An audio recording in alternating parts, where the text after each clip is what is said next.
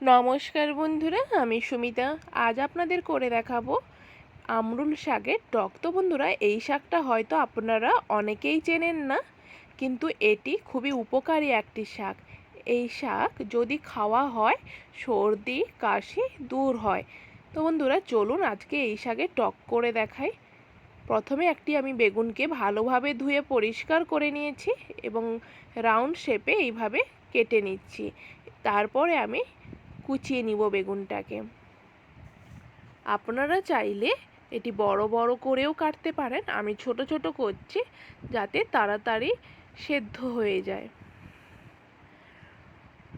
দেখতেই পাচ্ছেন আমি এইভাবে রাউন্ড শেপে কেটে নেওয়ার পর আমি এটিকে ছোট ছোট করে কিউব আকারে কেটে নিব। তো বন্ধুরা, দেখতেই পাচ্ছেন কিভাবে ছোট করেছি আমি। তো তারপরে আমি একটি প্যান নিব, তাতে আমি দিয়েছি ফোড়নের জন্যে ফোড়ন এবং শুকনো লঙ্কা,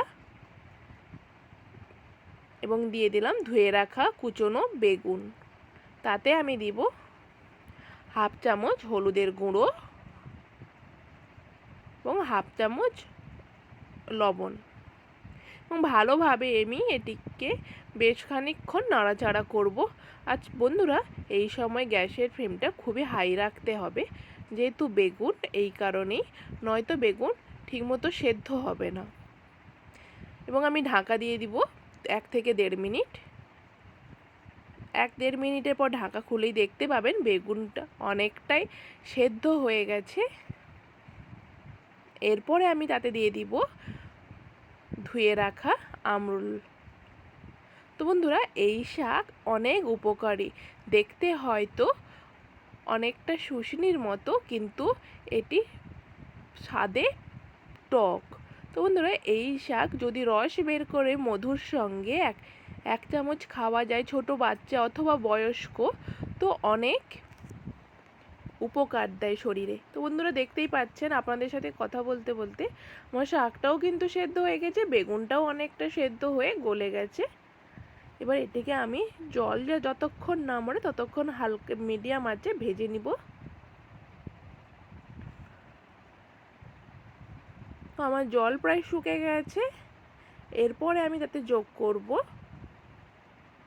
2 চামচ সর্ষে বাটা। আমি এখানে বন্ধুরা সাদা সর্ষেটা ব্যবহার করেছি, যেটিকে রাই নামে সবাই চেনে। আপনারা চাইলে কালো সর্ষেও ব্যবহার করতে পারেন। এবং কম আঁচে আমি এটি ভালো করে